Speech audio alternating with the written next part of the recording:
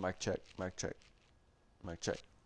Hey guys, William here from fitnessforbackpain.com. Today's video is going to be awesome. I am super excited about it. I'm actually covering a very near and dear issue that I had for so many years, and that's morning back pain. I want to give you 4 strategies that are going to massively reduce and change the way you look at morning back pain and how you structure your mornings to reduce any kind of issues that you may be having. Thank you so much for checking out my YouTube channel. If this is your first time here, make sure you subscribe. I've got tons of free gifts. If you have not gone over to the fitnessforbackpain.com's website, I'm actually giving you away a 4-part masterclass that goes over tons of content that's gonna help you take the right first steps towards learning how to exercise and use exercise to reduce inflammation, reduce sensitivity, and get stronger and more confident in your spine. Check that out at fitnessforbackpain.com. Tip number 1. The moment your eyes open, there's a 2-hour window that you have to take very, very seriously. Stop carelessly bending first thing in the morning. I just told you you have a 2-hour window of time when you first wake up and you start getting things moving, your body's awake, you're kind of doing some things, getting ready for work or school or whatever you're doing.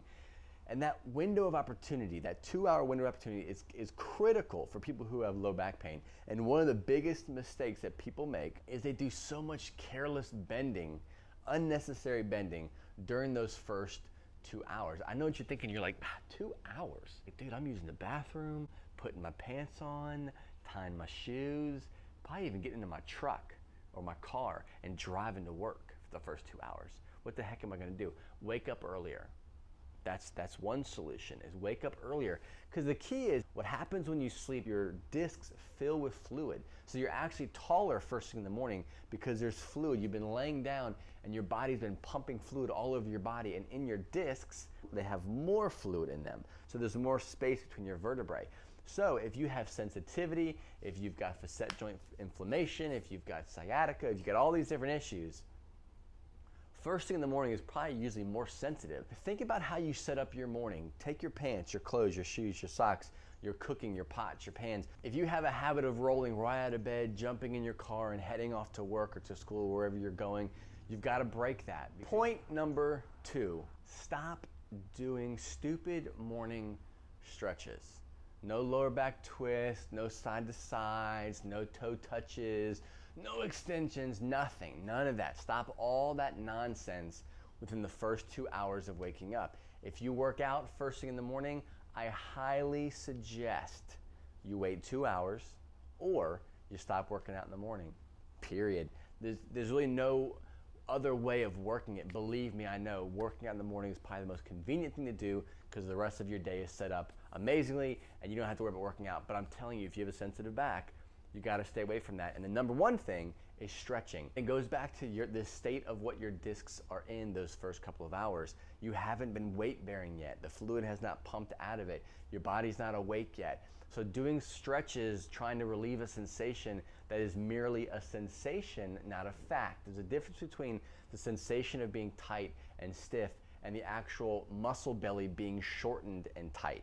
2 different things. So if you're stretching the sensation of being tight first thing in the morning, or achy or stiff, add in whatever word you want to use. If you're stretching the sensation, you're gonna put yourself in a bad spot. It may bring short-term relief, maybe until the point that you get into your car and start driving. By the time you are at work and you're now sitting at your desk, the pain's gonna come in and it's gonna come with it's gonna come with a force. Tip number 3, I have a great system when it comes to my pillow support when I sleep. I have one from my head, I hug one, and I either have 1 or 2 between my legs all the way down to my feet. And then the one that I use the most when I was at my worst is my back wedge pillow. It was awesome. It's a big, thick, supportive pillow that I would use. I'm a side sleeper. So what I would do is when I was on my side, I'd get in position and I'd wedge that pillow behind me so I couldn't roll over onto my back. I had pain when I was on my back. I didn't have pain on my side, and now I can sleep on my stomach and not have pain either, but I still prefer a side sleeping position. So what kept me from rolling over is A, holding all those pillows, B, having the wedge behind my lower back. What it also did is keep me from doing any kind of weird twisting. Like my upper body would kind of roll, my hips would go the opposite way, and I'm in this weird position for whatever reason. It kept me from doing that. The other issue, if you sleep in a bowl, and I'm saying your mattress is so beat up and old that if you have a wife, a husband, and you're rolling into the middle of this mattress, get a new mattress. There's no board, there's no blanket that's gonna support, or pillow topper that's gonna support and recreate what the mattress should be doing. You do not have to go buy a $2,000 mattress. Yes, Tempur-Pedics are awesome if you enjoy sweating at night. You can get Casper mattresses, Purple brand mattresses. There's all different kinds of mattresses that you can get that are great, firm, nice supporting mattresses that don't break the bank. So please address your mattress. If you sleep in a bowl, you won't help yourself. None of these tips are gonna help if you sleep in a bowl. So get out of your bowl, get a nice supportive base, then start adding your pillows in, and I guarantee you, you're gonna notice a difference. Strategy number 4, when I was at my worst, I would have shearing pain when I was flipping over in bed. I'd go from my right side to my left side. Whatever I was doing, is the lack of stability that I had in my lower back caused a shearing sensation where my disc is ruptured. My L5-S1, the disc between those two vertebrae, or basically the top of my sacrum and my lumbar spine, that area there, the disc is pretty much gone. So I would have lots and lots of pain when I would flip over in the middle of the night. I'd have that shearing pain.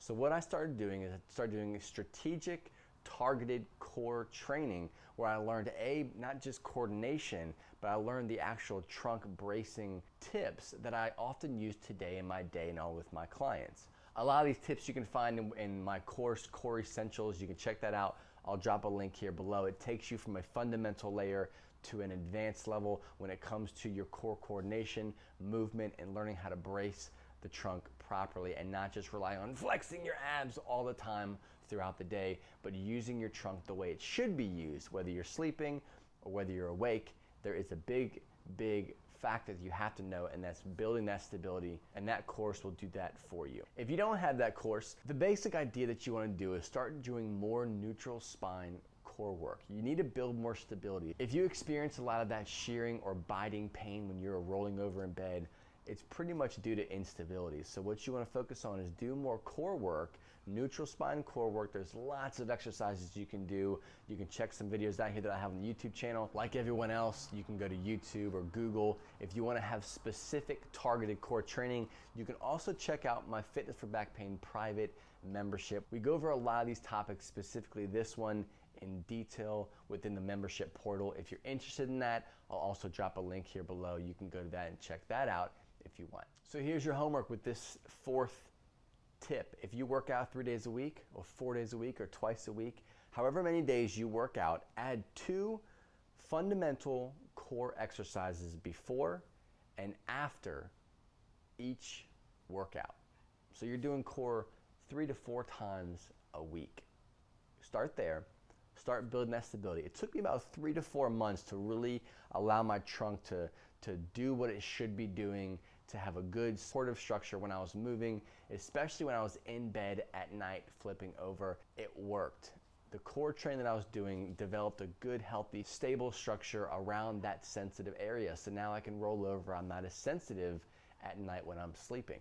So that's my own testimony about core training and lower back pain. No matter what anyone tells you, it does work. But in order for it to work, you have to do the right core training exercises. That's it, guys. 4 of my strategies, tips, actionable things you can do, and just changing your habits first thing in the morning that will dramatically reduce and help support a healthier spine first thing in the morning. Don't just chuck out your mattress.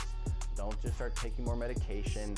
There's lots of factors that come into morning back pain, but these 4 are massively powerful when it comes to actually getting more control over your pain. If you like this video, make sure you hit subscribe. If you have more strategies that I did not cover here, I want to know about them. What has worked for you? Leave a comment below of this video. I'll engage with you. We can go back and forth, swap some stories. Make sure you subscribe to the channel to make sure you don't miss another video again.